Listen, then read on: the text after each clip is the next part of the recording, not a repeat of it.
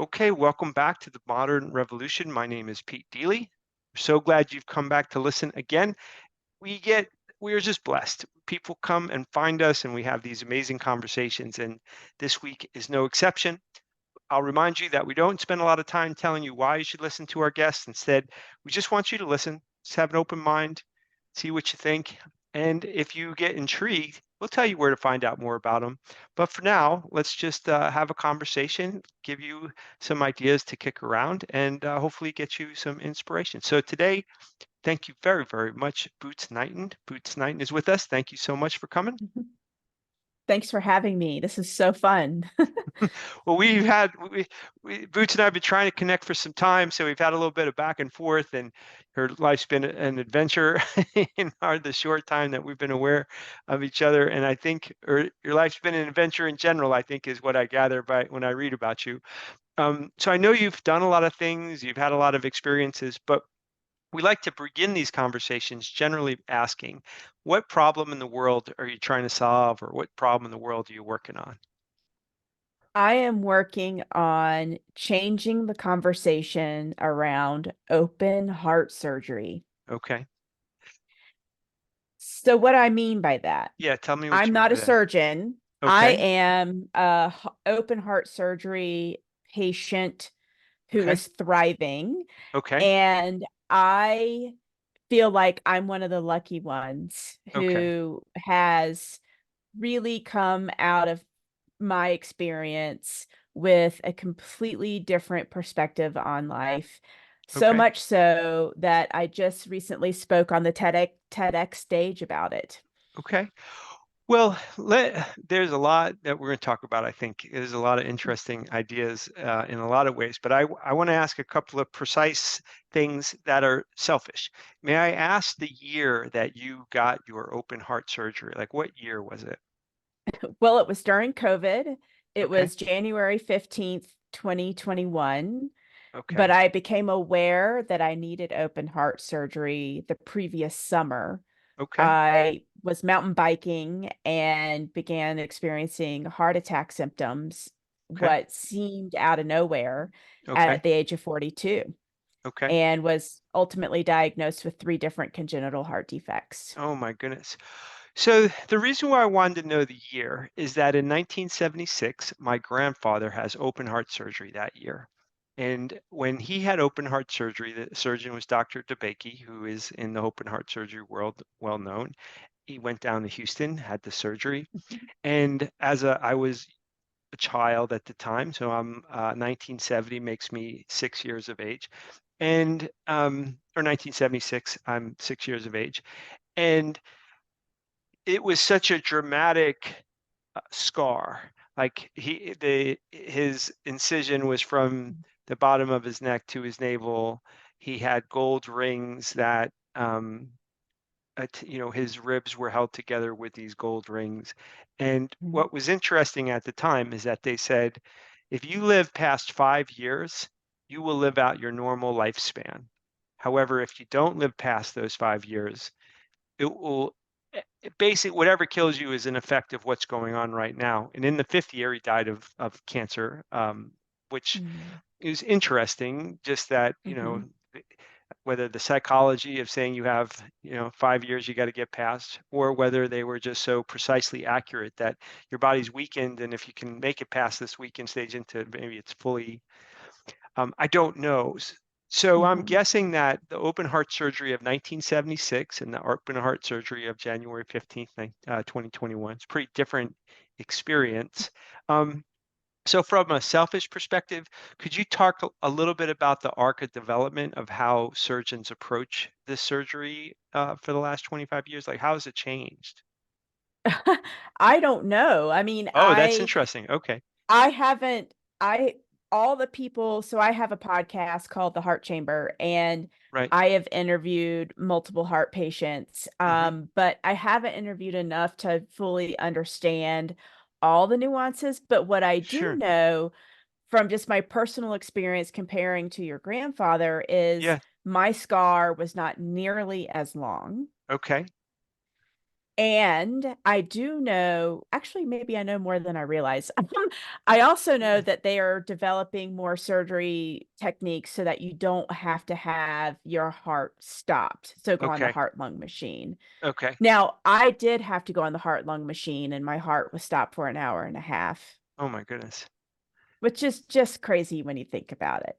Yes, it is. Um, and I also know that heart surgery's been happening long enough now that there's a really interesting calculation they can make that determines how long you need to be in the hospital after open heart surgery. Okay. So, what the saying goes that for every decade you're alive Mm-hmm. equals a night in the hospital. Okay.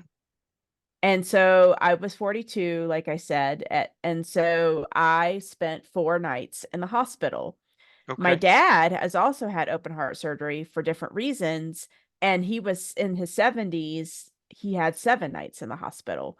And my surgeon said it is just a tried and true calculation Okay. That's that seems to interesting. work. Okay. So another thing I can also speak to is more from a female's perspective.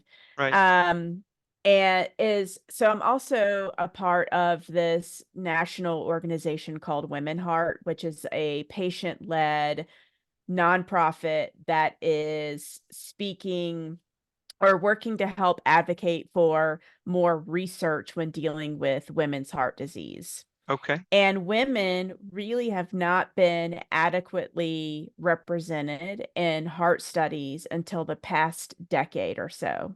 Okay. Now, think about that. It's Right. 2024. Right. Right. Right. And the reason why is all these pharmaceutical companies, it was mostly like drug companies and drug trials.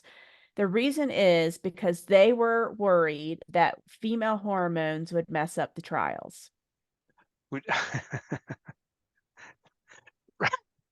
So we'd rather just not know what happens to the ladies. We'll just give them the Yeah. drugs without having any Hmm. idea what would. Best of luck. Best of luck.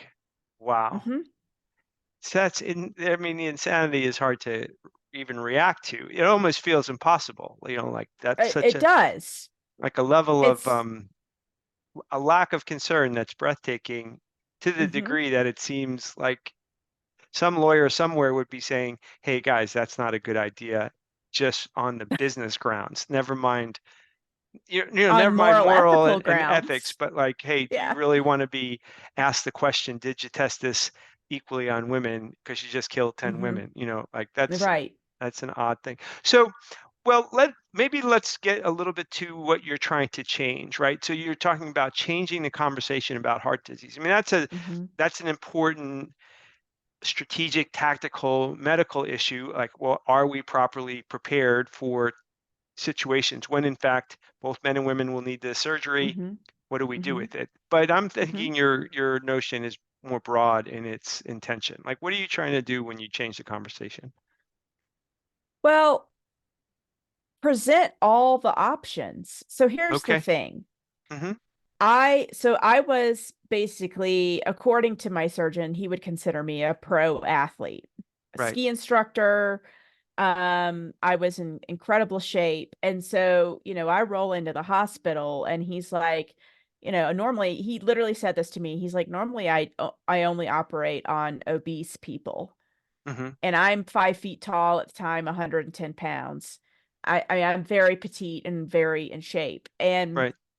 so it was interesting. All my nursing staff, all the different medical providers that came in during that time really treated me like some kind of celebrity because Yeah. they just were not used to someone like me. Right. And that really, it didn't bother me. It just gave me pause. And I was like, Right. why am I an anomaly?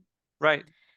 And because I was such an anomaly to them, but I thought this was the only reason why. I've since, through Women Heart and interviewing other heart patients, unfortunately, what I'm about to share is more commonplace than we realize. But Women Heart has found through their research, along with the Mayo Clinic, that women, more times than not, are not going to be referred to cardiac rehab after any kind of cardiac event and or open heart surgery. 75% of the time, this was a few years ago, I hope it's gotten better, Hmm. but 3 out of 4 times women were not referred to cardiac rehab. I was one of them. Okay. At my 6-week clearance from the surgeon, he said, okay, go live your best life. And I proceeded to go on a 12-mile hike 2 days later because that was me living my That's best life. right. I didn't know any better. Sure. And I ended up really hurting myself because my breathing had changed, because the first time in my Yeah. 42 years my Yeah. heart was finally getting adequate oxygen. Oh, But no one educated me on that. right. Now, I'm educated. I have an undergraduate degree in biology. I have a master's degree in education.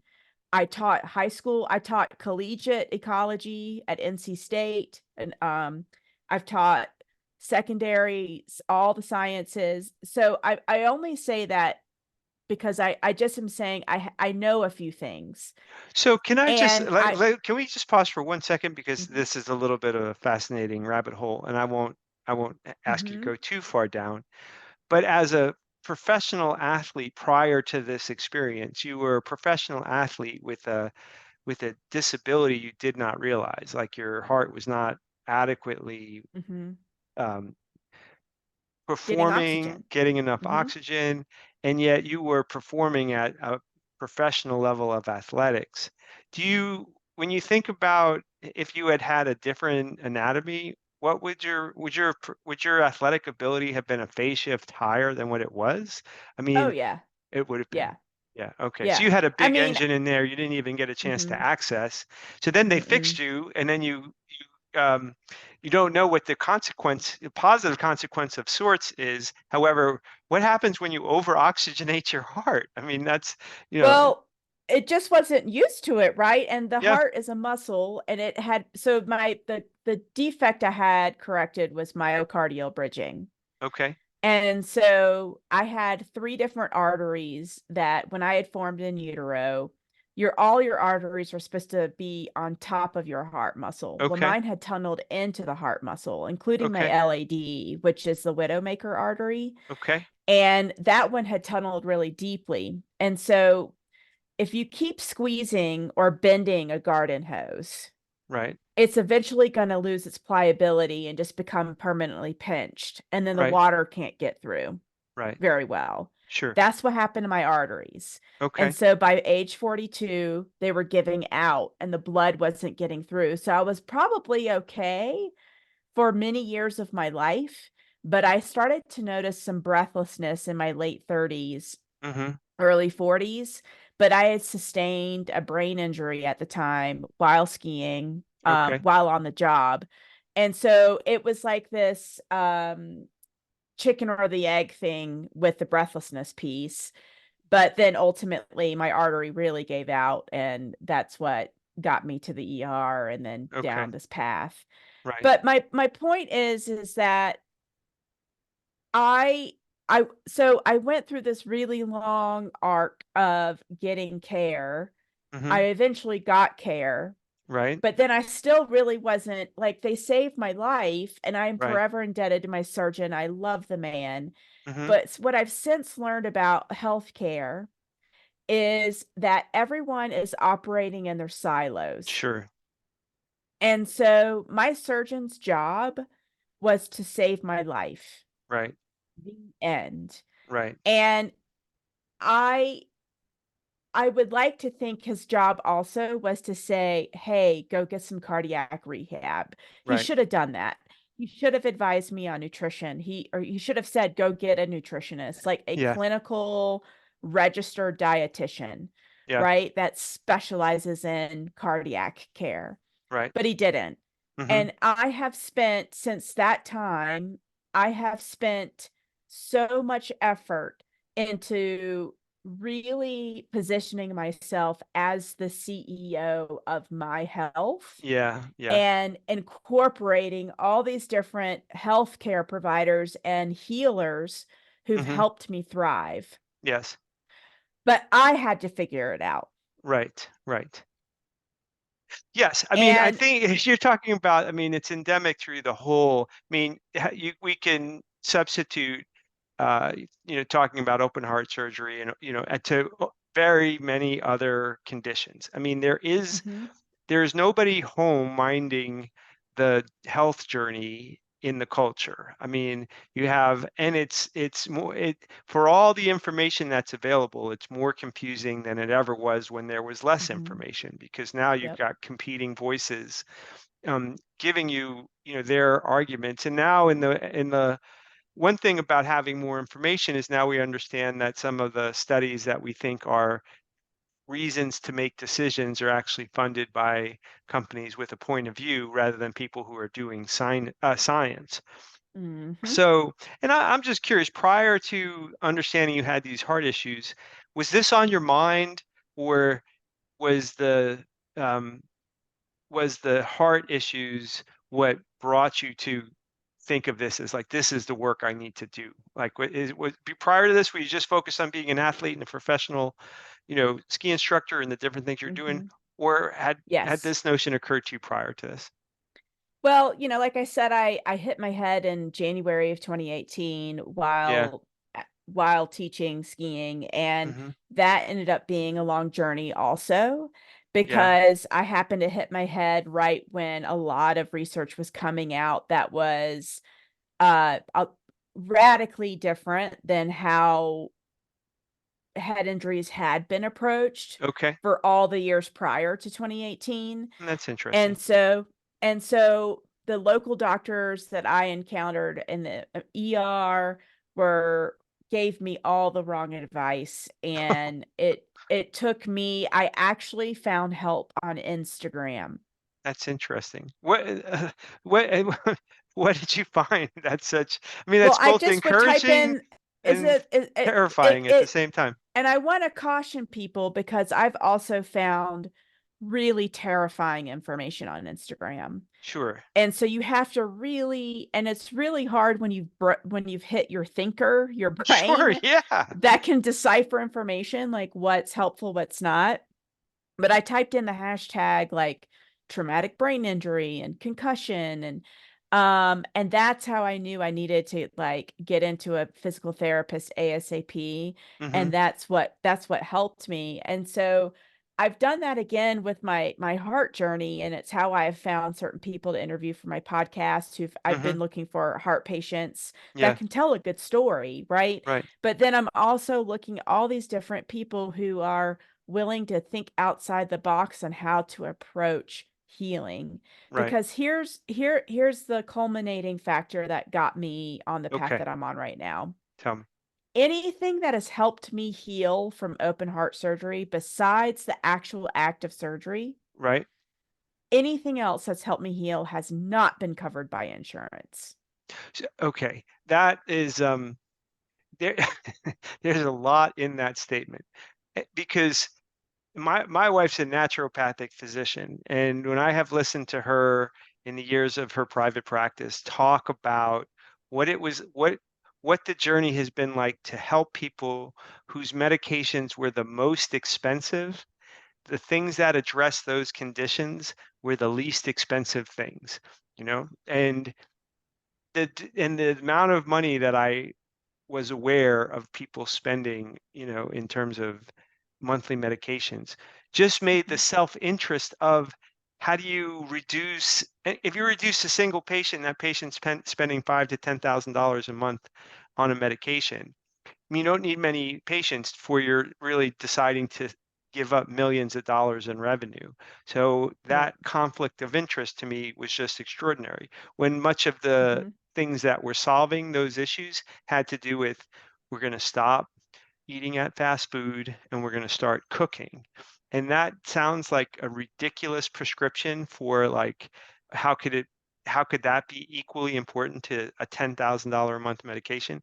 But I can tell you there's lots and lots of stories of that sentence being a major key. So could you describe now, like, okay, the business of healthcare was giving you products that were not connected to your healing journey. So you Mhm. had to have a certain confidence and fortitude in yourself to say, these experts, I'm not going to listen to, or, maybe you listen to and then decide against it. And then you did other things. Could you tell us both those things? How'd you have the strength to say no? And then how'd you go find what actually helped? Well, I don't know. I just am a really unique individual. I'm just not Hmm. afraid to Okay. be to ask for help.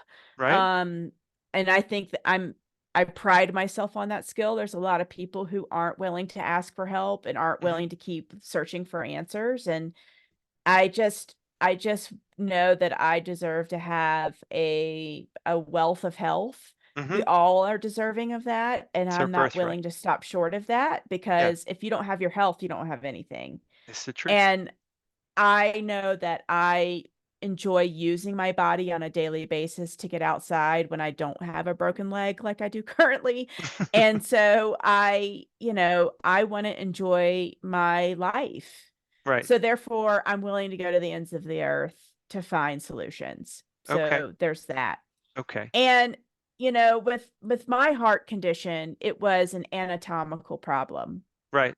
And so like therefore it needed an anatomical solution, just Right. like I broke my leg 6 weeks ago, so I had to have surgery. Like that's where Western medicine really thrives, is Yes. Yes. putting rods in legs and cutting your chest open to free an artery that's encased in heart muscle. Right. And from my point of view, I mean, the whole notion of, like, the healthcare system, there's lots and lots of value in what's been developed. It's just Hmm. been mixed in with things that are less valuable. So you had a So you have disposition that was confident. sorry. That's it, right? And then Yeah. you got what you needed from a system, and then you had to go outside that system. So I think that's where you were headed Mhm. next. Yeah, and it's a wisdom that I've developed from Yeah, just nice word. living, Yeah, right? okay. So I'm 45, so I'm Mm-hmm. not necessarily young, but I'm not old. Mm-hmm. And I've just been around the block a few times with Sure. really hard things. Yeah. And I also I'm very observant, and Okay. I watch the trends and I watch what's working and what's not. And I am probably the biggest healing modality that I've gotten the most bang for my buck Mm-hmm. is acupuncture. Really? And think about how long acupuncture has been around. Sure. Yeah. Yeah. Thousands and thousands of years. Hmm. Yeah. And I happen to have won the lottery with my acupuncturist. Okay. She is I've been to a lot of different acupuncturists over the years and all had their strengths, but my Right. current one she just knocks it out of the park every Yeah. time. My wife will And be so happy to hear this. She loves and acupuncture. Yeah. oh, it's amazing what it can do for you. And like with it's not invasive Right? and you're in and out, and I am a whole new woman, and it has been it was so instrumental with my open heart surgery. Okay. And then now with a broken leg, just like moving the energy. My surgeon, my orthopedic surgeon, can't believe how quickly I'm healing. Yeah. You So know, so let's it's let's talk about how you found your way into this. So I mean, we're Mhm. talking about a time in your life you had this extraordinary event, you had an extraordinary intervention. You're going through things that you're peeling apart what does serve you and what doesn't serve you. Not everybody is married to a naturopathic physician, so acupuncture's in the cultural, like, milieu. People know what it is in principle, Mhm. but very few people know what it is in practice. So what is the mechanism that all of a sudden brings you from thinking about it or being aware of it to saying, for this particular complaint, I want to go address it with this particular modality? What's that like? Well, I need to zoom back to 2001, and I'll Okay. tell you why.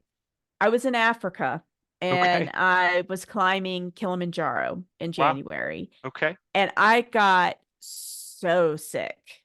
I mean, Okay. so sick. And I Oh, was 22 years old, or no, 21 still. okay. And I, it's a really long story that obviously not get into.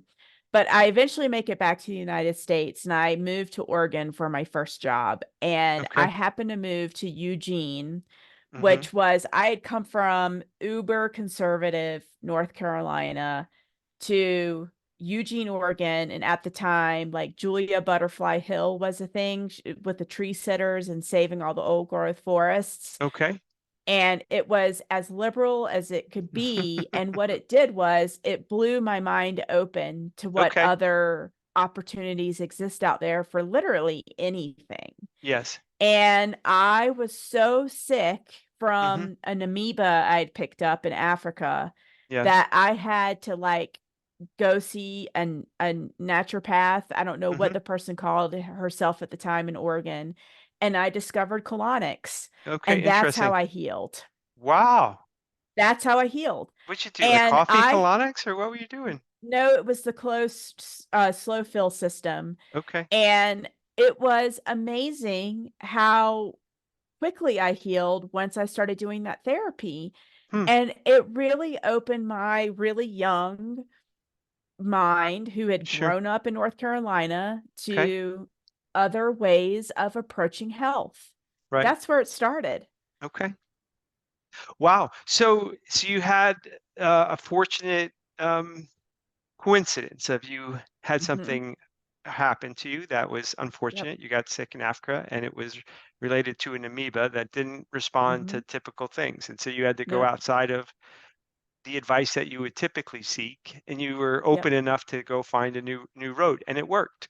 um, and so that opens the door, I guess, to you being embracing of ideas that are not native to your upbringing and all the rest of Yes. it. You start to kind of pursue a wider path. So as it moves into your open heart surgery and you find acupuncture subsequently to that, like, Hmm. was it just because you were like, I'm open to anything, or was there a particular guide who was a connector? You're like, hey, you know what? Or did you just find somebody on the internet and show up at their No, I doorstep? just I have had the I'll sometimes say I'm the luckiest unlucky person because like, I've had like these really hard Yeah. health things happen to me, right? And then my needs are always met. I'm always cared for. I always heal. I Right. have the finances to pay for it. I have a loving husband. Hmm. I have an incredible community of friends who support us. Right. And I say all that because every time I've run into a challenge of any kind when it comes to health, Hmm. I've always been shown the way, Okay. if not immediately, eventually. Okay. And that's why I started my podcast. That's why I just did a TEDx talk on my situation.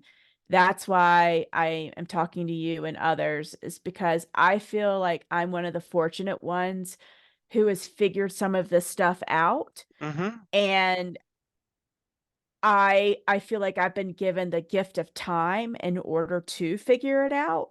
Hmm. And I want to give that away and pay it forward to everyone else. Yeah.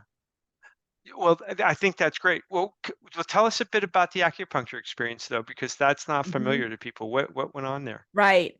I've been going to acupuncture for a really long time now. Okay. At least I think it actually started also because of Africa, now that I think about it. Well. And so like I really have seen a lot of different acupuncturists, Okay. and it's amazing how different everyone is. Hmm. Um, and with the rise of like more intuitive healing where people actually can get trained, Yeah. I'm finding that like with my current acupuncturist, she's also she's how do you say it? How would she say it? Oh, I don't want to mess it up for her, but she can like almost intuitively tell before you even talk to her what your body needs. But she's That's had like interesting. actual medical training on it. Okay. Um And I through my own like evolution of my own health, Hmm. I have noticed the evolution of all the healthcare providers around me. That's interesting. So you're seeing sort of a Yeah. coevolution of the Mm-hmm. seeker and the provider Yep. changing in this period of time. That's encouraging to me because it'll be curious what the incentives are in the future for people looking to go into healthcare because the current system just incentivizes the wrong things to the degree that it can cripple the life of the provider. What I mean by that Yep. is if you go and train yourself to become an MD or any of these things, the expenses associated with that require a certain type of behavior to make the expenses rational. Yep.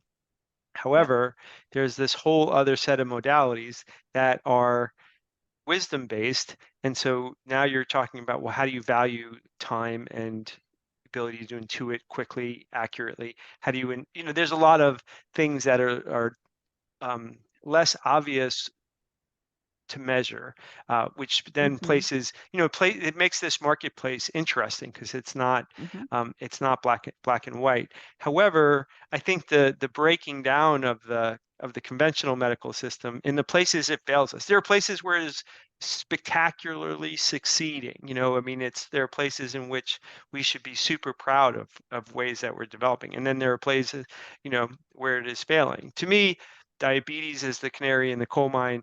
The fact that diabetes continues to rise, that we spend a Yep. disproportionate amount of our GDP on diabetes itself is, to me, a very key indicator as to the health of our agricultural system, the health of like how we describe what's a rational diet, where are we placing the subsidies in terms of, in the food supply chain, all of those things. So okay, well, so you had an openness and you're looking to help people cultivate that openness within themselves because Mm-hmm. Mm-hmm. there's more options than people realize. Those options have yielded you Yep. not just getting over illnesses, but like when something happens to you disruptively, like a broken leg, you're actually stronger than maybe you even realize, and you're healing, it sounds like at a super rapid pace, and all these Mm-hmm. things probably come into play. When you'd be encouraging people to adopt this point of view, what's some things that you would tell them to start to do? Like what's ways in which they can move in this direction? Why not? Yeah. I mean, Yeah, that's very good. it really is that simple to me Yeah, because it's amazing. Like people take such good care of their cars. Well, right. some most of the time. Yeah, I'm yeah. assuming. I'd like to think I take good care of my car. Uh-huh. Um, and people spend extravagant amounts of money on their clothes or their look, like their nails or Sure. their eyelashes now are a thing. Yeah, yeah. Like women are getting fake eyelashes. I don't understand that. But like that's just not for me. But Right. it's amazing what people are choosing to spend their money on, and yet they aren't spending their money on proper nutrition, Yeah. proper, like solid, proven healthcare, like acupuncture or going to therapy. Yes, I've right. had a therapist for 9.5 years. Mm-hmm. It's been the best investment I've ever made into my health. Right. And it's like, I don't understand it. It's everyone is just so concerned about the exterior. Mm-hmm. But I can tell you and this is what I did my TEDx talk about. I focused on the 5 minutes before my open heart surgery. And my surgeon had me sign a piece of paper saying, I had to acknowledge I could die in open heart surgery. Mm-hmm. And then he left me alone. And I had some time just waiting outside of the OR, contemplating, well, I could live or I could die. Right. And I really gave it a lot of thought.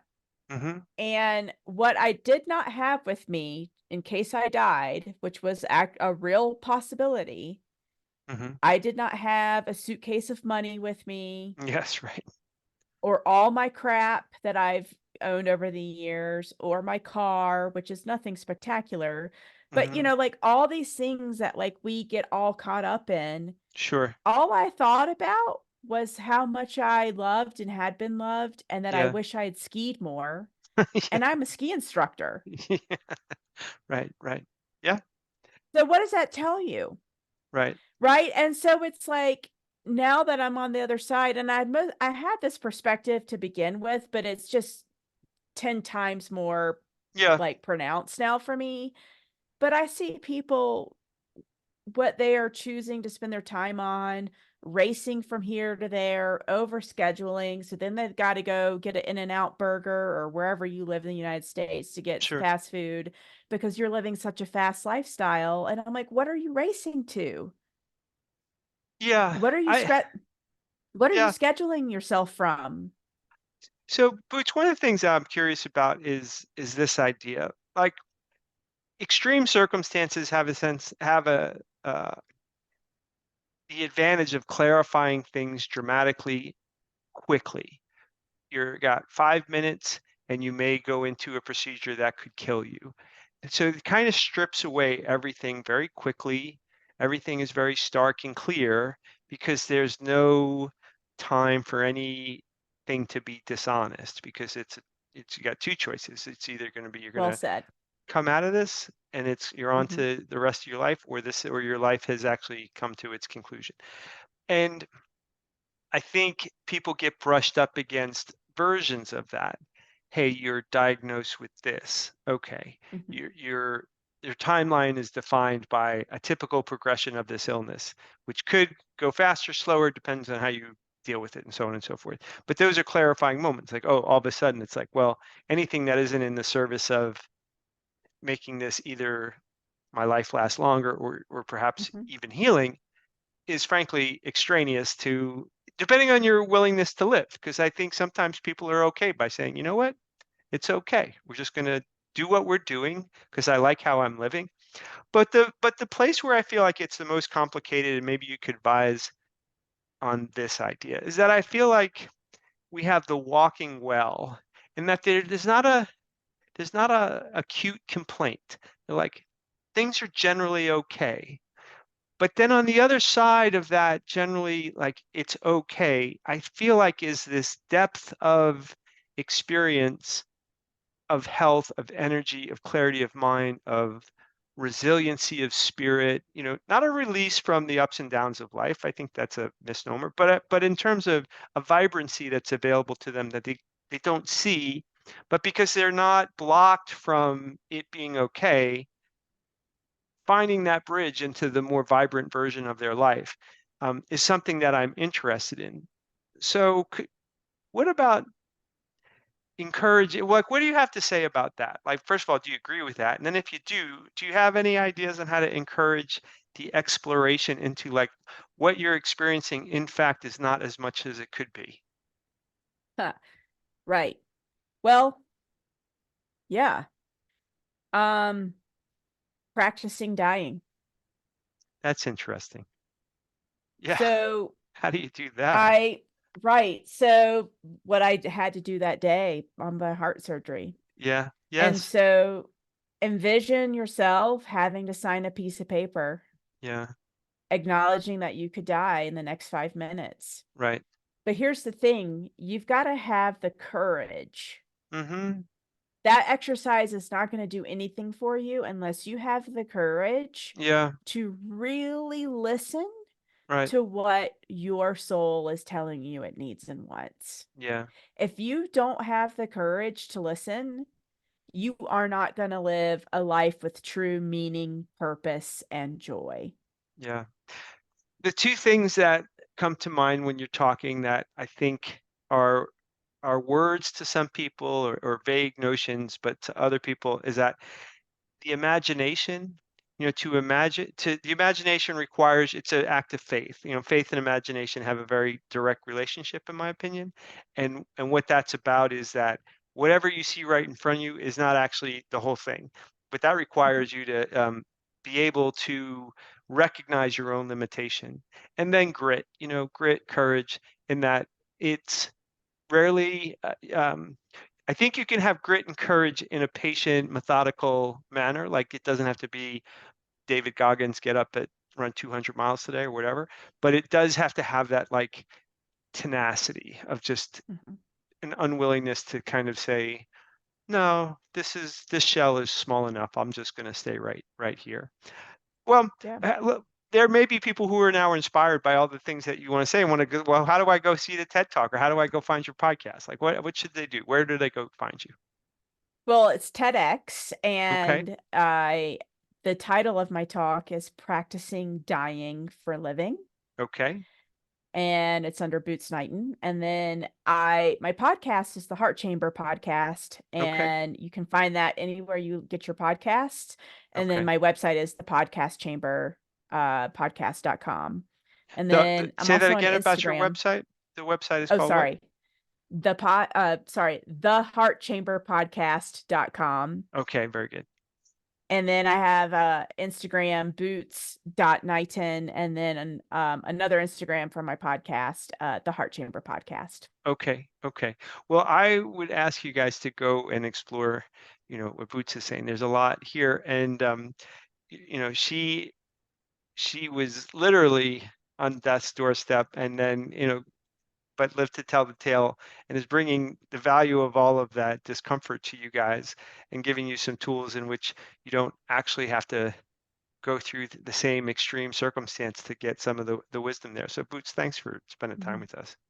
Oh, thanks for having me, Pete. This has been great. Yeah, you're terrific. Well, I hope that today, you felt inspired by Boots, and that you are going to go and learn more about her. It's important to me that we have conversations that open up your life in different ways.